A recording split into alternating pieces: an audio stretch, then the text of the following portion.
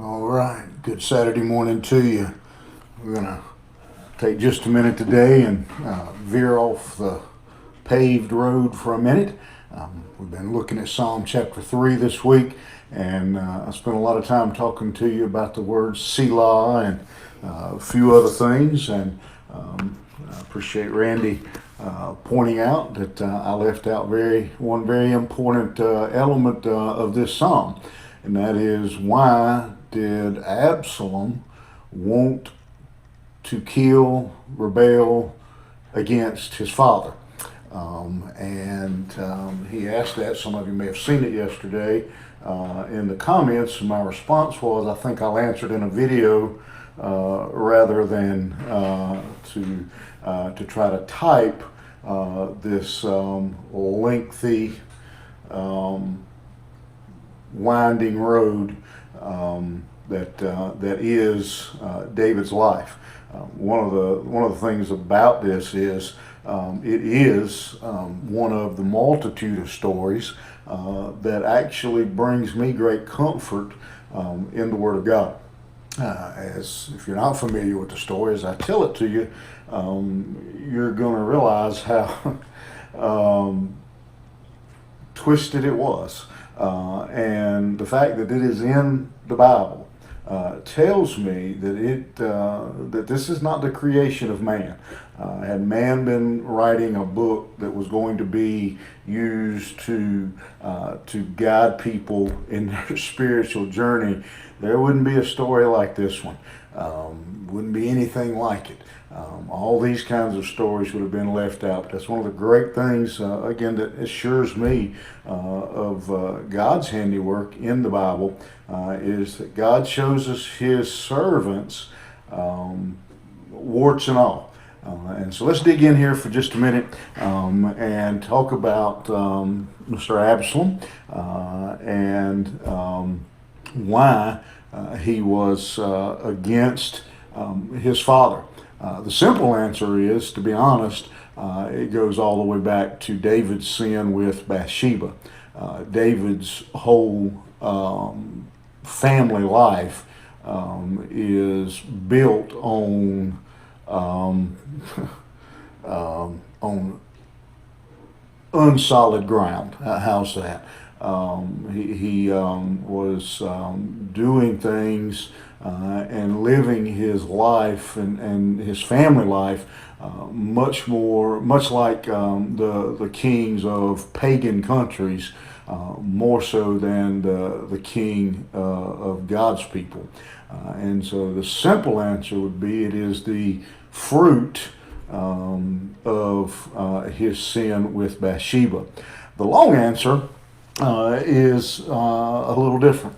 Absalom, curiously, Absalom's name actually means peace, and there was very little peace in anything to do with Absalom. Absalom was one of David's sons from one of David's wives, which there may point you right off to part of the issue in David's relationship with Absalom. If I remember right, Absalom was I'm doing this from memory, I believe Absalom was the third son of David's third wife. I believe that's correct. I may be wrong, and it may pop into my head in just a minute, his role. But here's the long and the short of what happened with Absalom and David. As I said, David had multiple wives, multiple children with these wives. Absalom, again, was David's son by Maacah, was her name. He was a young man who was recognized and kind of honored for his good looks and his just flowing long hair. And in fact, that long hair comes into the story later on. You can see some of that material, some of it, if you want to read the story in whole, in 2 Samuel chapter 14.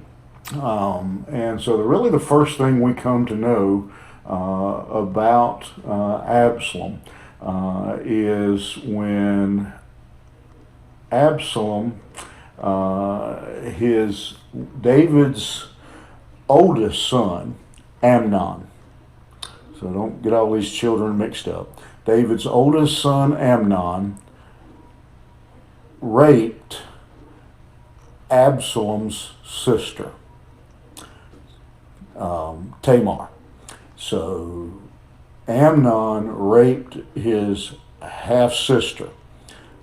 His half-sister, again, full sister. Tamar was Absalom's full sister, but Amnon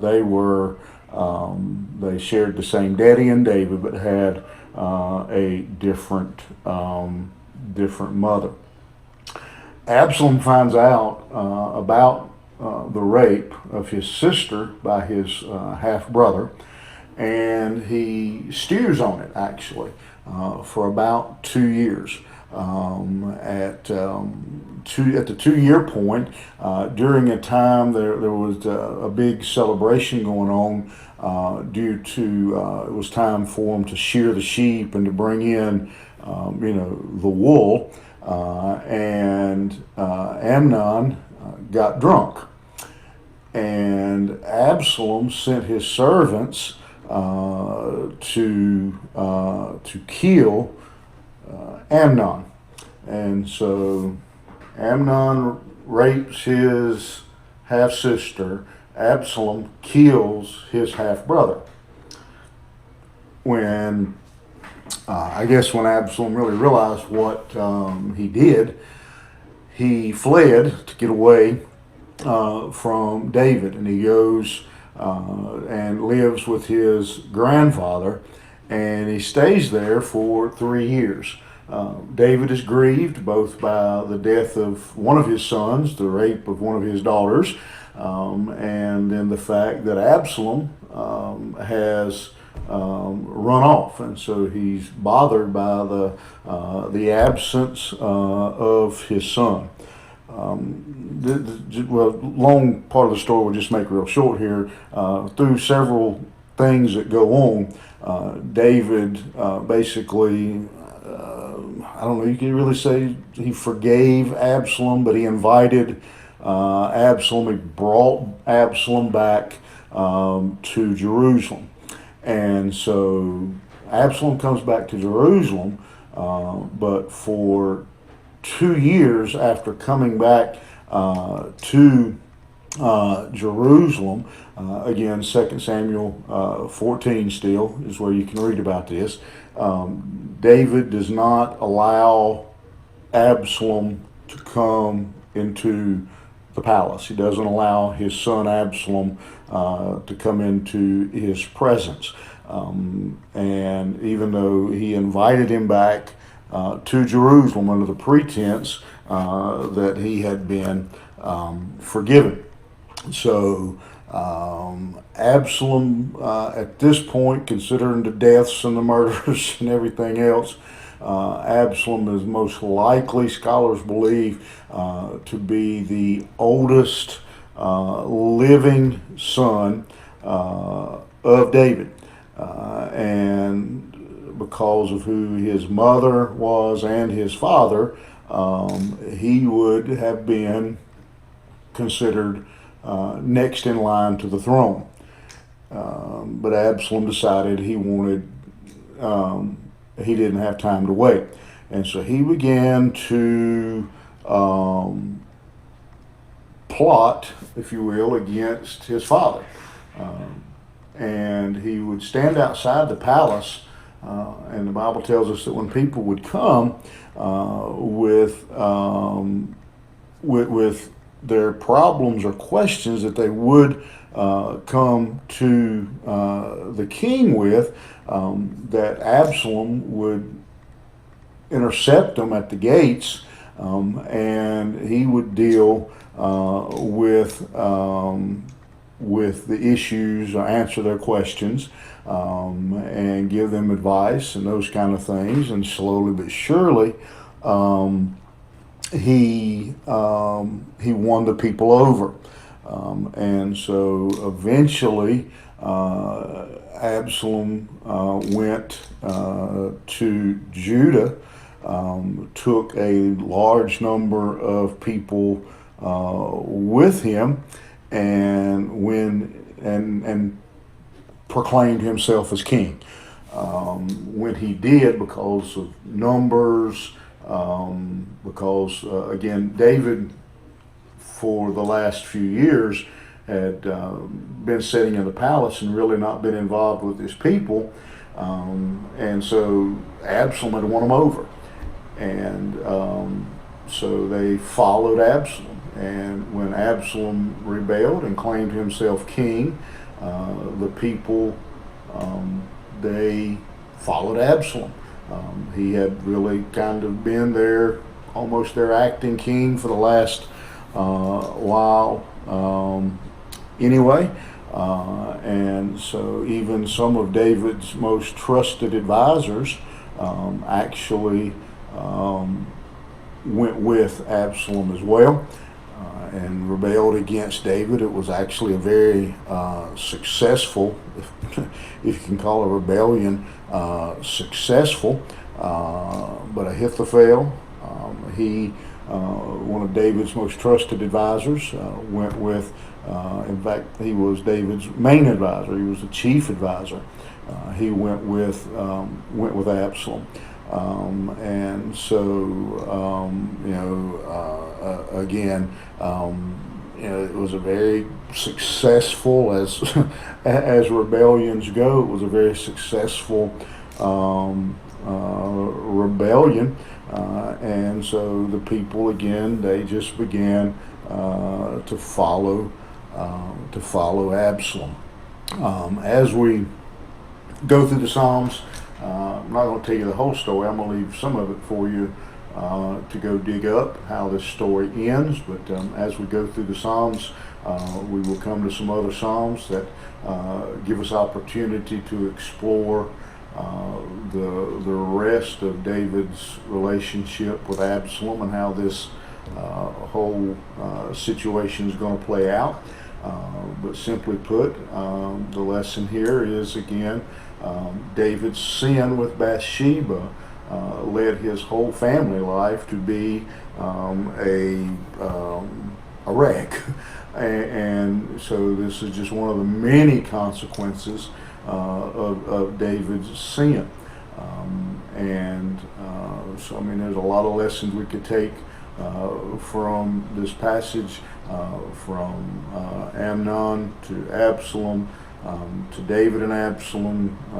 Again, if David wouldn't have had all these wives, he wouldn't have had all these children that were half brothers and sisters, and so that's the gist of it.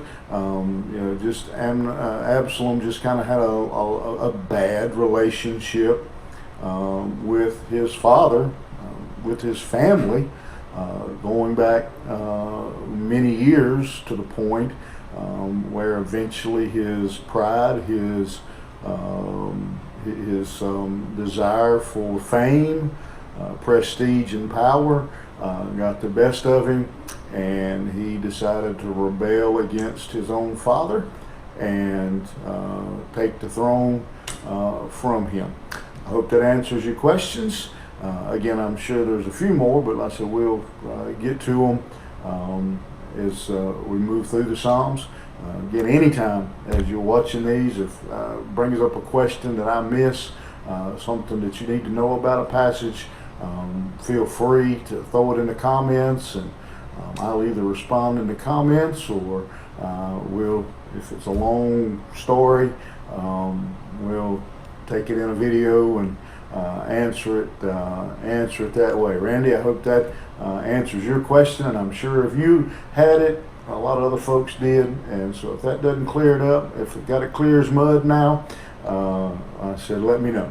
All right, y'all have a good day. We'll see you tomorrow.